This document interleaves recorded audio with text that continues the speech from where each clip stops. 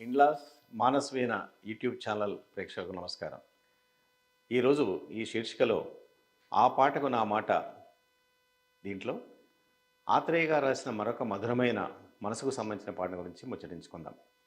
KS Prakash Rao గారి దర్శకత్వంలో Suresh productions అధినేత రామానాయుడు గారు నిర్మించిన ప్రేమ్ నగర్ సినిమాలో 1971లో విడుదలైంది ఈ సినిమా. ఆ సినిమాలో ఆత్రేయ గారు రాసిన మాటలు పాటల వల్లనే మొత్తం సినిమా కూడా సూపర్ డూపర్ హిట్ అయిందని ఎలాంటి అతిశయోక్తి లేదు. 1971లో రిలీజ్ అయిన ఈ సినిమా అప్పుడు నేను కర్నూలు మెడికల్ కాలేజీలో మొదటి సంవత్సరం ఎంబీబీఎస్ చదువుతున్నాను. ఆ సమయంలో ఎన్నిసార్లు ఈ సినిమా చూశానో నాకే గుర్తులేదు. కేవలం మాటలు పాటల వల్లే విజయవంతమైన మరొక అద్భుతమైన సినిమా ప్రేమ్ నగర్.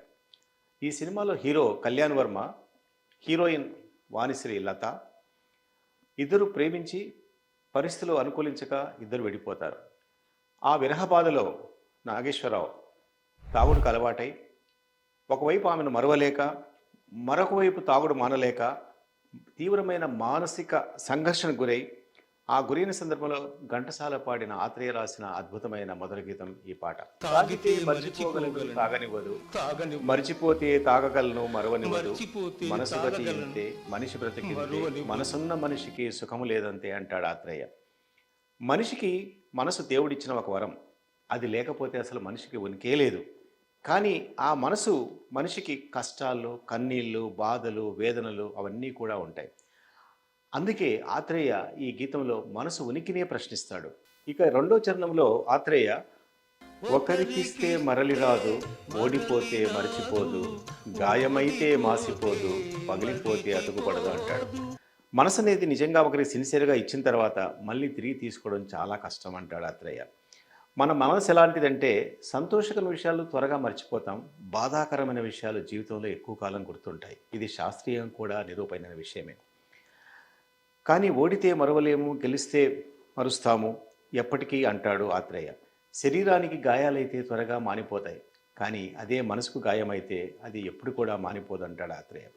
పగిలిపోతే అతుకుపడదు, అంతా మట్టేనని తెలుసు, అది ఒక మాయేనని తెలుసు, తెలిసి వలచి విలపించుటలో తీయదనం ఎవరికి తెలుసో అంటాడు. ప్రఖ్యాత భావకవి బసవరాజు అప్పారావు రాసిన వల పెరుంగక బ్రతికి మురిసే కంటే వలచి విఫలముంది విలపించుట ఏ మేలురా అనేదాన్ని ఇక్కడ ఆత్రేయ కూడా ఈ గీతంలో అలాగే అంటాడు.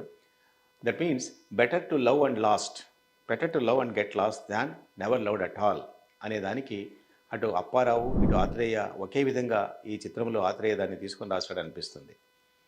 ఇది ప్రేమలో విఫలమై గతవలపు జ్ఞాపకాలు నెమరు వేసుకునే వారందరికీ కూడా ఇది ఒక అనుభవిక వేద్యమే అని చెప్పేసి నా అభిప్రాయం కూడా. ఇక మరు జన్మ ఉన్నదో లేదో ఈ మమతలప్పుడేమవుతాయో, మనిషికి మనసే తీరని శిక్ష, దేవుడిలా తీర్చుకున్నాడు కక్ష అంటాడు ఆత్రేయ అని ఈ పాటను కూడా ముగిస్తాడు. ఆత్రేయ స్వతహాగా ప్రజానాట్య మండలి అంటే కమ్యూనిస్ట్ పార్టీ ఆఫ్ ఇండియాలో పనిచేశాడు. ఆయన హేతువాది, ఒక విధంగా నాస్తికుడు కూడా మొదట్లో. కానీ చివరి దశకంలో ఆయన ఆస్తికుడుగా మారిపోతాడు. అందుకే ఈ ఆస్తిక నాస్తిక సంవాదంలో ఒక సంఘర్షణలో చిక్కుకున్న ఆత్రేయ ఈ పాఠంలో మరు జన్మ ఉన్నదో లేదో అనే పునర్జన్మ ఉనికిని గురించి కూడా ప్రశ్నిస్తాడేమో అని అనిపిస్తుంది. చివరకు మనిషికి మనసే పెద్ద పనిష్మెంట్ అంటాడు. అంటే దేవుడికి మనిషి అంటే ఒక విధంగా ఒక రకమైన జలసి లాంటిది. కాబట్టి ఎందుకు పుట్టించాడో తెలియదు, కానీ పుట్టించిన తర్వాత ఈ మనసు అనేది ఇచ్చి దేవుడు మనిషి మీద ఒక ప్రతీకారంలాగా ఒక పనిష్మెంట్ లాగా తీసుకున్నాడేమో అని చెప్పేసి కూడా ఆత్రేయ అంటాడు. కోడూరి కౌసల్యాదేవి రాసిన ఒక నవల ఆధారంగా రామానాయుడు గారు నిర్మించిన ఈ సినిమాలో ఏఎన్ఆర్ నటన దేవదాస్ సినిమా తర్వాత ఆయనకు అంత కీర్తి ప్రతిష్టలు తెచ్చిన చిత్రంగా అందరూ చెప్పుకుంటూ ఉంటారు. ఈ సినిమా తర్వాత రామానాయుడు గారు తమిళంలో వసంతమాలిగే అనేది శివాజీ గణేశన్ వాణిశ్రీతో సినిమా తీస్తే అందులో ఆత్రేయ రాసిన పాటలను కన్నదాసన్ అనే ప్రముఖ తమిళ రచయిత రాస్తే కన్నదాసన్ ఇదే పాటను రాస్తూ మరొక మెట్టు ముందుకెళ్ళి దేవుడా నాకు ఒక మనసు ఎందుకు ఇచ్చావు, రెండు మనసులు ఇవ్వమని చెప్పి దేవుని ప్రార్థిస్తాడు. అసలు ఒక మనసు అంటేనే ఎక్కడుందో తెలియని ఒక సామాన్య ప్రజలకు అసలు రెండో మనసు కూడా అనే ఒక కాన్సెప్ట్ను ఆయన భావుకతకు ఆయన యొక్క క్రియేటివిటీకి నిదర్శనం చెప్పుకోవచ్చు. కన్నదాసన్ ఏమంటాడంటే ఆ తమిళ సినిమా ఆ పాటలో ఒక మనసేమో తాగి మరిచిపోయేదానికి, ఇంకొక మనసేమో మరిచిపోయి తాగేదానికి అని రెండు మనసులు కావాలి దేవుడా, నేను ఒక మనసుతో పడలేనంటాడు.